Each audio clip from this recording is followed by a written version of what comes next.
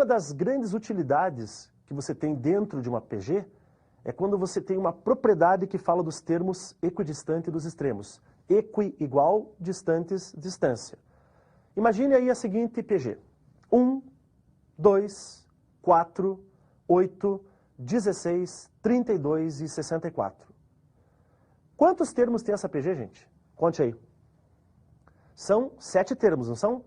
Bom, se ela tem número ímpar de termos, significa que ela tem um termo no meio. Então eu vou falar de duas propriedades numa só. Multiplique os dois da ponta. Quanto é que dá 1 vezes 64? 64. Agora multiplica 2 vezes 32. 64. 4 vezes 16. 64. Então, o produto dos termos equidistante dos extremos é igual ao produto dos extremos. E quando a PG tem número ímpar de termos, que é o caso, quem é o termo do meio? 1, 2, 4, 8, 16, 32, 64, 8, não é? Quanto é que dá 8 ao quadrado? 64. Você falou, nossa, professor. Gente, isso chama média geométrica.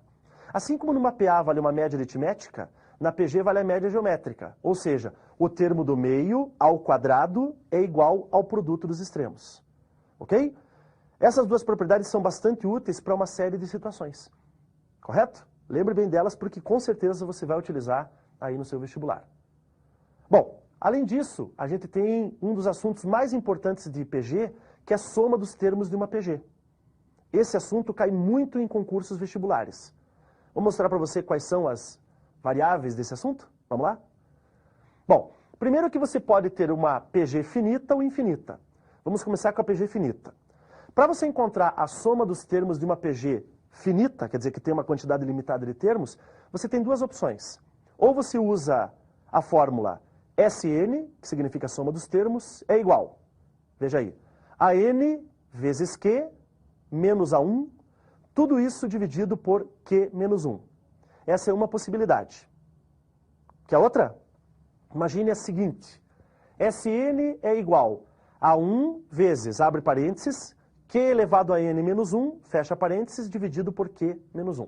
Essas duas fórmulas servem para a mesma coisa. Acha a soma dos termos de uma PG finita. Qual é a vantagem da segunda fórmula que eu falei em relação à primeira? É que a segunda depende do A1 apenas. E a anterior depende do A1 e do AN. Claro, depende de outras coisas, da razão, etc. Mas, comparativamente, a segunda depende do A1 e a anterior depende do AN e do A1. Tá certo, gente? É claro que eu posso dar muitos exemplos, mas talvez um exemplo que é bem elucidativo é uma história ou uma lenda que aconteceu, segundo conta a lenda, na Pérsia. Ok? Para isso eu vou resolver um exercício com vocês. Me acompanhe. Quando o rei da Pérsia pergunta qual a recompensa que desejava, o inventor do jogo de xadrez pediu 1 grão de trigo para o primeiro quadrado do tabuleiro, 2 para o segundo, 4 para o terceiro, 8 para o quarto e assim por diante, dobrando a quantidade para cada quadrado subsequente. E pergunto, quantos grãos de trigo você vai ter ao total nesse tabuleiro? Para você que não sabe jogar xadrez, o tabuleiro de xadrez é o mesmo que o tabuleiro de damas. Ele tem 8 linhas por 8 colunas. 8 vezes 8, 64. Então são 64 quadradinhos que tem esse tabuleiro. Quando o inventor do jogo de xadrez fez o pedido para o rei da Pérsia, o rei começou a rir e falou, nossa, que pedido humilde. Eu imaginando que ele ia pedir ouro, ia pedir terras, riquezas, e ele me pede só isso. Bom, o que o rei não sabia é a quantidade de grãos de trigo que dá este cálculo. Vou te mostrar como é que faz o cálculo. Vamos lá? Me acompanha. Veja, você conhece o primeiro termo dessa progressão. Você vai falar, mas que progressão é essa? Não é uma PG, gente? Pensa, 1 grão, 2, 4, 8, 16, 32, 64, isso é uma PG. Qual é a razão dessa PG? Divida um termo pelo anterior. A razão é 2. Está dobrando termo a termo. Quantos termos ela tem ao todo? 64, que é o número de quadradinhos do tabuleiro, não é verdade? Então você já tem todos os dados para usar a fórmula. Vamos a ela? Vamos lembrar da fórmula? Vamos lá?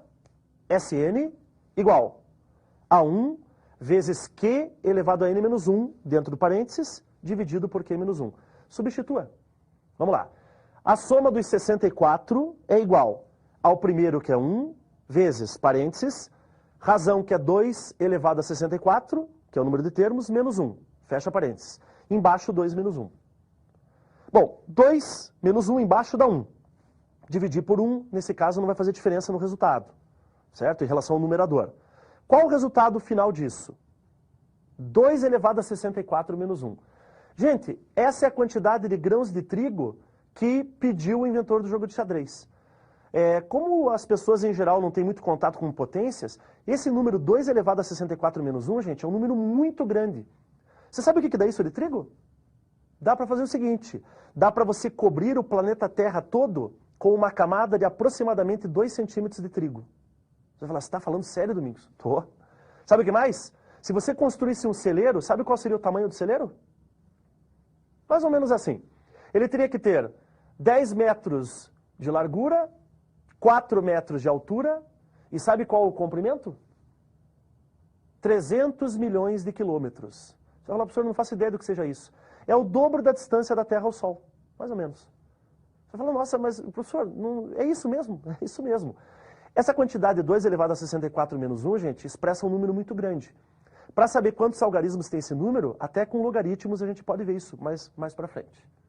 Certo? Esta é uma soma de PG finita. Agora eu vou te mostrar uma soma de PG infinita. Professor, mas como é que eu posso somar alguma coisa que é infinito? Bom, vamos por partes. Primeiro, se fosse uma soma crescente e infinita, o resultado daria um número infinito. Então não tem sentido. Vamos nos concentrar numa situação, por exemplo, de uma soma infinita e decrescente. Pense o seguinte, você tem lá uma PG 16, 8, 4, 2, 1 e assim vai. Você vê que ela é uma PG decrescente, certo? Nesse caso, pessoal, a gente pode fazer uma soma. Mas, professor, como é que eu posso fazer uma soma se eu não conheço o número de termos dela? Na verdade, pessoal, a gente vai fazer um limite de soma. Digamos assim, é um máximo valor que essa soma pode ter. Pense dessa forma. Para isso, pessoal, vocês podem pensar nessa PG mesmo que eu disse, 16 mais 8, mais 4, mais 2, mais 1, certo? E etc., mais meio. Sabe o que acontece? Os números eles vão diminuindo a partir de uma certa altura tanto que eles pouco vão fazer diferença nessa soma. É como se a gente pensasse assim. Na verdade não é exatamente isso, mas para efeito de raciocínio mais simples, a gente pode pensar dessa forma. Por isso que a gente pode chamar de soma infinita ou limite da soma. Para isso eu vou te dar um exemplo. Vamos fazer mais um exercício? Vamos lá. Uma forte chuva começa a cair numa casa, formando uma goteira no teto de uma de suas salas. Uma primeira gota cai e 30 segundos depois cai uma segunda gota. A chuva se intensifica de tal forma que uma terceira gota cai 15 segundos após a queda da segunda.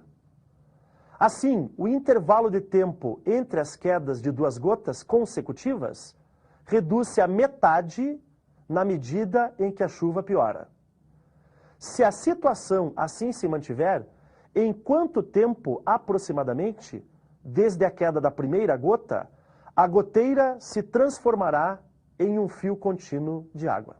Bom, gente, em primeiro lugar, nós precisamos ver qual é a fórmula da soma de uma PG infinita, ou do limite da soma. Veja aí. A soma, que eu vou chamar de S, é igual ao A1 dividido por 1 menos Q. A1 dividido por 1 menos a razão. Com relação aos dados do problema agora. Caiu uma primeira gota, não caiu? 30 segundos depois caiu uma segunda. 15 segundos depois, uma terceira. Depois, 7,5 segundos, uma outra gota. Repare como os tempos estão se reduzindo à metade. 30, 15, 7,5 e assim por diante. O que nós temos? Temos uma PG decrescente, onde o primeiro termo é 30 e a razão vale quanto? Quanto é que é 15 dividido por 30? Meio. Se nós substituirmos esses valores na fórmula, nós vamos encontrar o resultado. Vamos fazer isso? Vamos lá? Então é o seguinte, a soma vai ser igual ao A1. Quanto vale o A1, gente? 30. Dividido por 1 menos a razão, que vale meio.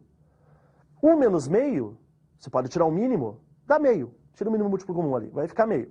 Então vai ficar 30 dividido por meio. Aí você repete o 30, multiplica pelo inverso né, do 1 sobre 2 que vai dar meio, 30 vezes 2 sobre 1. Resposta, gente, essa soma vai dar 60. Então, 60 segundos depois que caiu a primeira gota, as gotas todas vão se transformar num filete de água. Legal? Veja só, 60 segundos depois, 1 minuto depois apenas.